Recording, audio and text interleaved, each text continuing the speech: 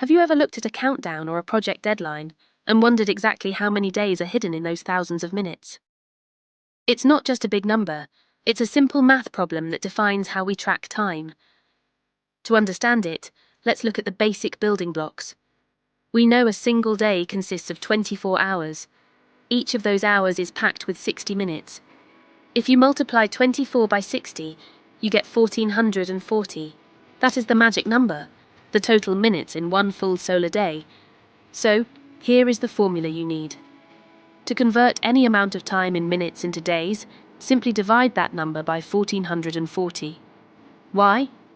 Because you're grouping every set of 1440 minutes into one complete 24-hour cycle. Let's try it out. If a project says it will take 3,000 minutes, divide that by 1440. You get 2.08 days. Or, if you've been traveling for 7,500 minutes, that equals 5.21 days. The math works every single time. One common mistake people make is only dividing by 60.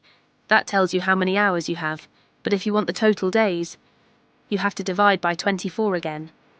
Now, if you don't want to calculate this manually every time, you can use this free tool on Sarkaritools.org.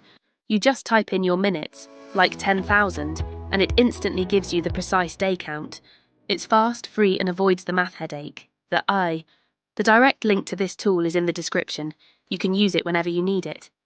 Subscribe for more useful explanations and simple tools like this one.